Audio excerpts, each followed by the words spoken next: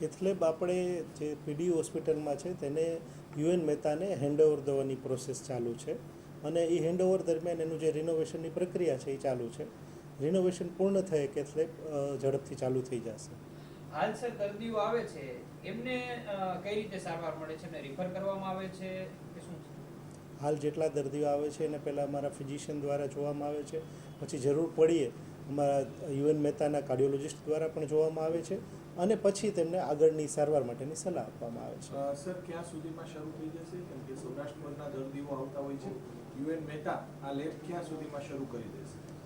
અમારા પ્રયત્ન છે જેટલી ઝડપથી થઈ શકે એટલી ઝડપથી ચાલુ કરવા માટે. કેથલેબ છે હવે જો આ યુએન મહેતા જશે તો દર્દીઓને કઈ વધારાનો ચાર્જ કે એવું કઈ ચૂકવવું પડશે કે નહીં?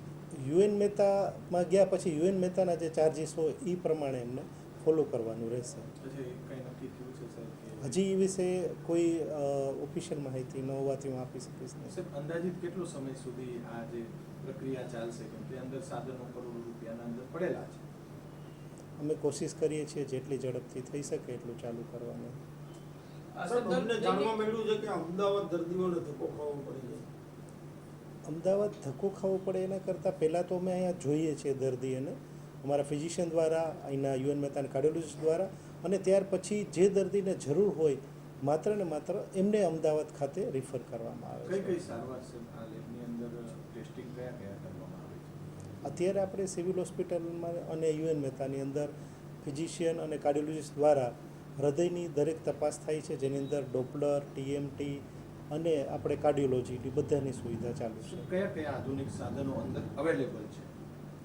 એ વિશે માહિતી અત્યારે મારી પાસે નથી, ક્યાં ક્યાં અવેલેબલ છે ને ક્યાં ક્યાં નથી. જેવી આ કાર્યરત થઈ જશે એટલે હું તમને કહી શકીશ કે અંદર કેટલા કેટલા સાધનો અવેલેબલ થઈ શકશે. દૈનિક કેટલા દર્દીઓ હૃદયની બીમારી લઈને રાજકોટ આવતા હોય છે? હૃદયની બીમારી તો એવું છે કે હૃદયની બીમારીમાં ફિઝિશિયનનો પણ રોલ એટલો જ હોય છે.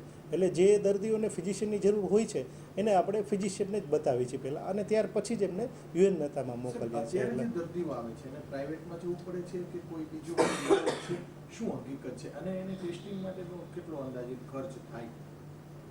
એ તો બીમારી પ્રમાણે અલગ અલગ હોઈ શકે. જે બીમારી હોય એ પ્રમાણે અલગ અલગ થઈ શકે. જે પ્રમાણની હૃદયની એની બીમારી હોય એ પ્રમાણે અલગ અલગ ચાર્જીસ હોય છે. તો અત્યારે ગરીબ વર્ગના જે દર્દીઓ છે એના માટે કોઈ વૈકલ્પિક વ્યવસ્થાઓ સર?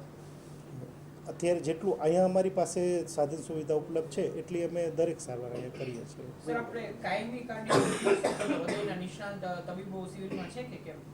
અત્યારે સિવિલમાં આપણે કાર્ડિયોલોજિસ્ટ નથી. અત્યારે યુએન મહેતા તરફથી કાર્ડિયોલોજિસ્ટની સુવિધા આપણને પૂરી પાડવામાં આવેલી છે. સાહેબ તો જે અત્યારે જે દર્દી આવતા હોય, ગરીબ વર્ગના દર્દીઓ આવતા હોય, તો એના માટે કોઈ બહાર એને ખાનગીમાં લેવી પડે છે કે કોઈ ટ્રસ્ટમાં, કે ક્યાં વ્યવસ્થા શું એના માટે? એ જાય ક્યાં? કોઈ હૃદય સંબંધી હોય અને એની પાસે પૈસા પણ ન હોય તો? અમે એને પહેલાં અહીંયા તપાસ કરી અને પછી અમદાવાદ સિવિલ હોસ્પિટલમાં રિફર કરીએ છીએ જરૂર પડીએ.